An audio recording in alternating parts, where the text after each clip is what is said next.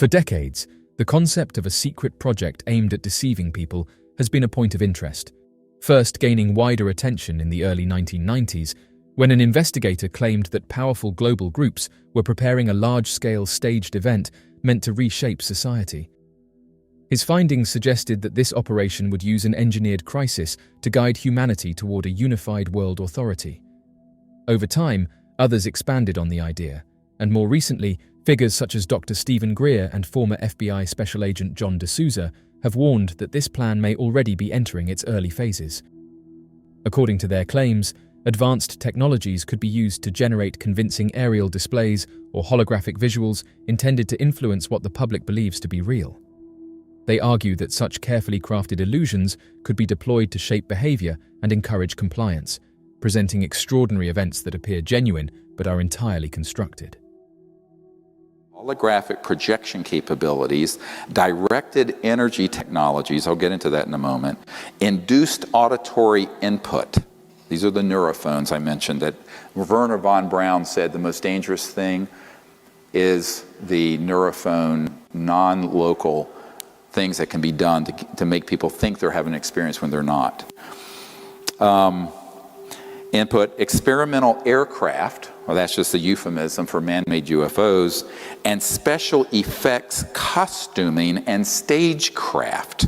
What I'm here to tell people is that when Project Bluebeam is used, again, it's not going to be by the United States. It's not going to be by national, it's going to be by global government.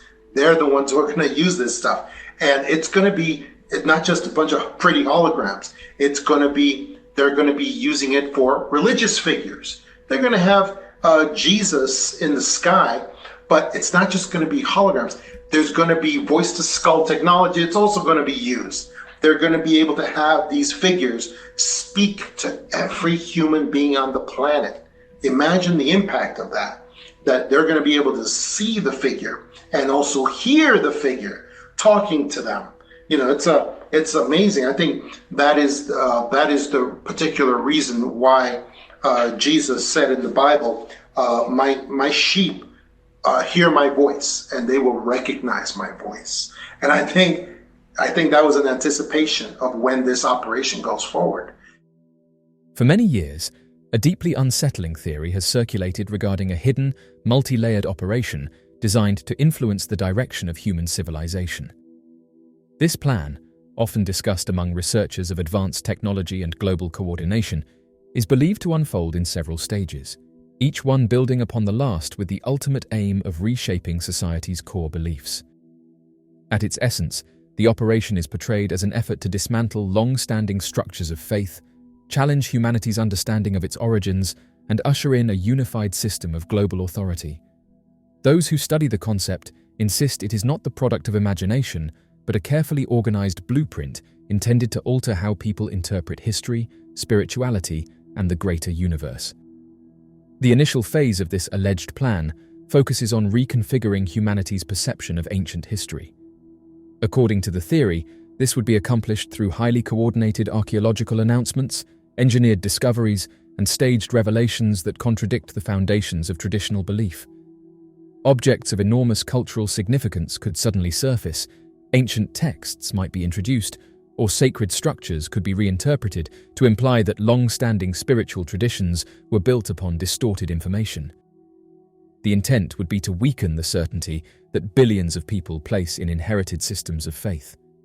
Once doubts take hold, entire communities become more receptive to new narratives that appear authoritative and scientifically validated. Following this destabilization, the second phase would involve a sensory event so spectacular that the world would be forced to take notice. Researchers claim that massive holographic images would illuminate the skies above nations across the globe, each projection crafted specifically for the beliefs of the culture beneath it. In regions shaped by Western traditions, the sky might display a radiant figure recognizable as a holy savior. Across Eastern nations, imagery associated with revered spiritual teachers could appear. In the Middle East, another sacred presence might emerge among the clouds. The intention behind these synchronized displays would be to create a shared experience that feels both universal and intimate. People everywhere would witness a celestial vision that speaks directly to their deepest convictions. The power of such visual displays lies in their emotional impact. Faced with what appears to be a divine manifestation, even the most rational minds could struggle to challenge the authenticity of the sight before them. The scale, precision, and brilliance of the images would be unlike anything the world has ever witnessed, and billions might interpret them as spiritual intervention rather than engineered illusion. Once global populations are primed by these overwhelming images, the psychological phase would begin. The technology involved is said to include advanced methods capable of transmitting sound directly into the human mind. Individuals would hear what they believe to be the voice of their spiritual guide, addressing them personally, speaking their name, offering comfort, and providing direction. These messages would bypass the ordinary channels of hearing, entering instead into the intimate space of inner thought. The effect would be powerful, bypassing logic and activating the deepest layers of emotion and belief. The combined force of visual and auditory manipulation would prepare humanity for the emergence of a single unifying figure. This individual would be presented as the savior of all people, a being who transcends cultural boundaries and embodies the unity of every faith. Through the illusions created prior, populations would be guided to accept the idea that every spiritual tradition had been pointing toward this one ultimate leader. With the divisions between religions and cultures dissolved, humanity would be encouraged to embrace a unified world order presented as the solution to ongoing conflict.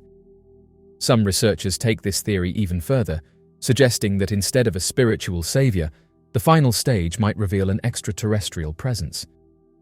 In this alternate scenario, the sky would display a colossal craft or otherworldly figure announcing itself as a representative of a superior civilization. This being would claim responsibility for guiding humanity throughout its development and declare that the time had come to reveal the truth. Such an announcement, paired with visually overwhelming displays in the sky, would lead many to abandon traditional spiritual frameworks in favor of a new, universe-based belief system. This extraterrestrial presence would then be regarded as the true architect behind human existence, uniting the world under a single cosmic identity. The psychological impact of such an event would be enormous. Religion-based conflicts would lose their meaning, and long-standing ideological divisions would dissolve under the weight of this new narrative. Individuals would experience profound shifts in identity, feeling both humbled by the vastness of the universe and empowered by the notion that humanity had finally uncovered its true origins. The effect on global culture, politics, and spirituality would be irreversible. The strength of the operation lies in its structured layering. The rewriting of historical understanding disrupts the foundation of belief. The sky-born illusions overwhelm human senses and dismantle rational skepticism. The projected voices make the experience deeply personal, removing any lingering doubt. Finally, the appearance of a chosen figure, whether spiritual or extraterrestrial, solidifies the new worldview by offering an explanation that replaces old traditions with a singular, unified belief system. Each step amplifies the one that comes before it, ensuring that the final transformation feels not forced, but natural and inevitable. Researchers who examine the theory warn that the technological basis for such an operation already exists in early forms. Holographic projection, neural influence, psychological conditioning, and highly coordinated media control have all been demonstrated separately on smaller scales. When combined and deployed globally, these tools could create a simulation so realistic and emotionally overwhelming that resistance would be nearly impossible. The implications of this planned event, if true, are profound. Humanity would find itself aligned under a new global structure led by an authority claiming universal legitimacy. Diversity of belief would fade as societies merge into a singular worldview. For some, this vision of unity may seem hopeful, offering the end of conflict and the promise of lasting peace. For others, it represents a troubling form of manipulation, a strategy that exploits human emotion and spiritual longing to reshape society according to the will of those in control. Regardless of interpretation, the theory presents one of the most complex and ambitious operations ever conceived. Its detailed stages and psychological depth challenge humanity to consider how fragile perception truly is, and how easily reality could be shaped by those with access to advanced technology. The idea of skies filled with radiant figures, voices speaking directly into minds, and an otherworldly being arriving to unify the planet paints a picture both astonishing and unsettling.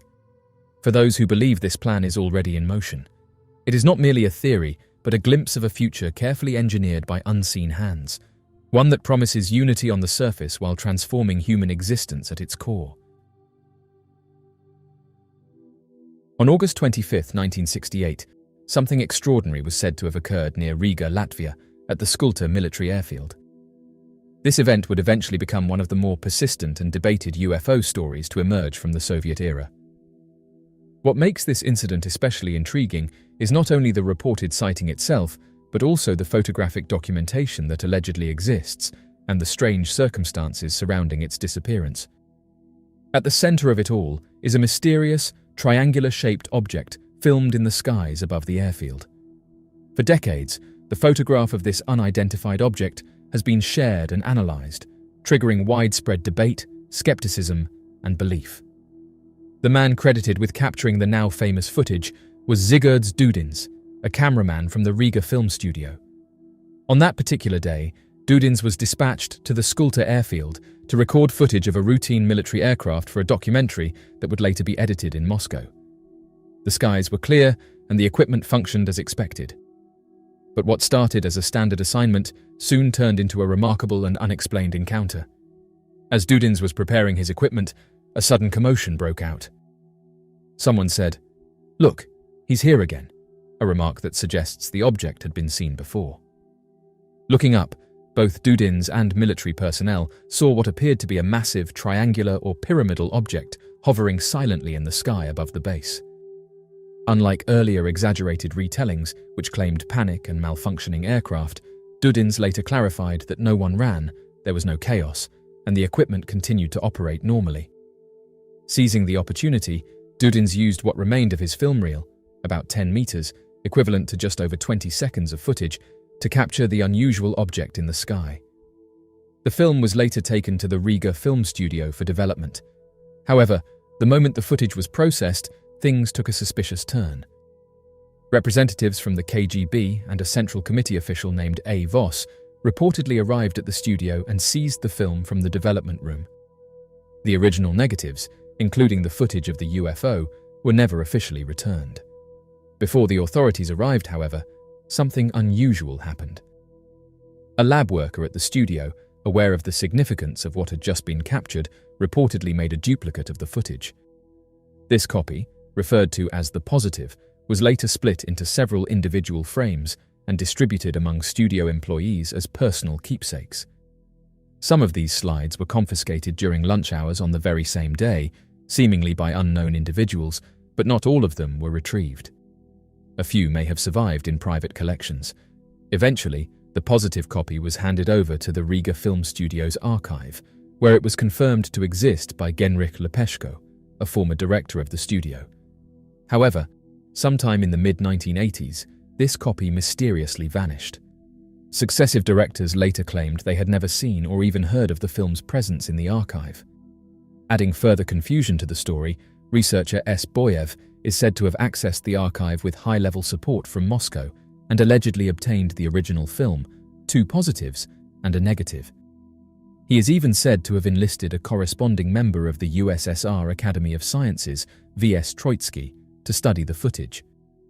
While some details, such as the reported 300-meter size and 20-kilometer flight altitude, are said to come from their analysis, the lack of surviving documentation and the dubious source make it difficult to accept these claims as definitive.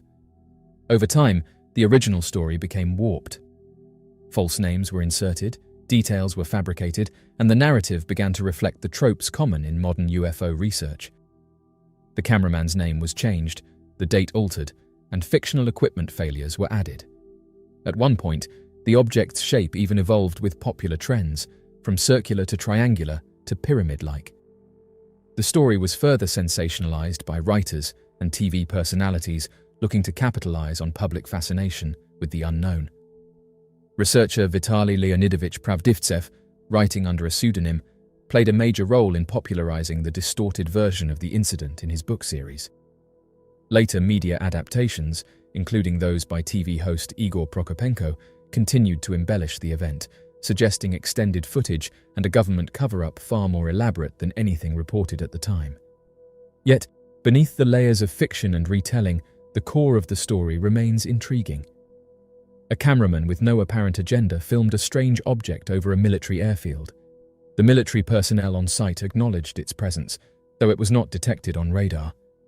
An attempt to launch an interceptor failed to make contact with the object, which had vanished by the time the aircraft was airborne.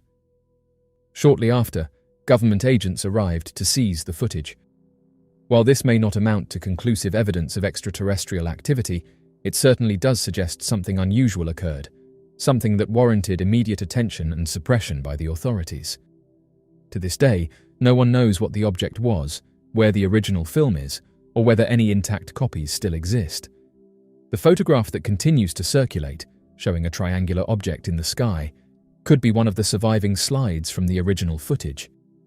It has become an artifact, not only of the event itself, but also of the tangled history surrounding it. Whether a genuine anomaly or a case of misidentification, the mystery of the Riga UFO lingers. The story of the Skulta airfield sighting is a powerful reminder of how quickly facts can become distorted in the absence of transparency. It is also a cautionary tale about how easily evidence can be lost, buried, or manipulated.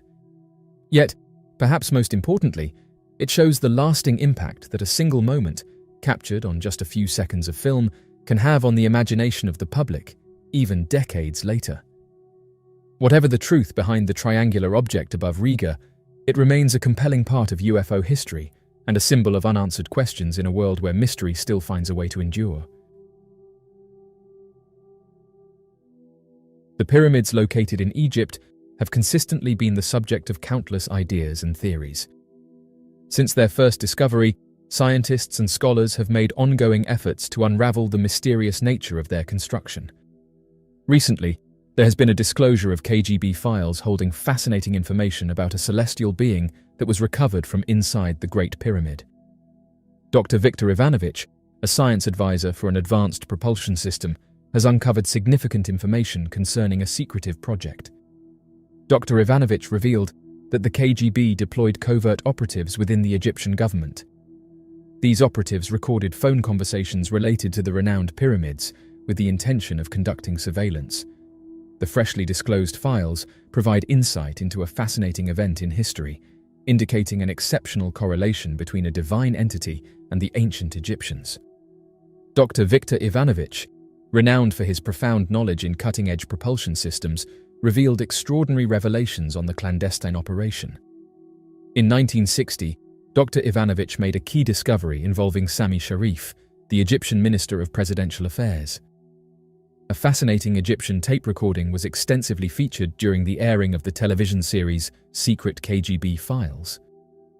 This intriguing recording, originating from July 24, 1961, was presented during the show, providing valuable insights into a significant historical event.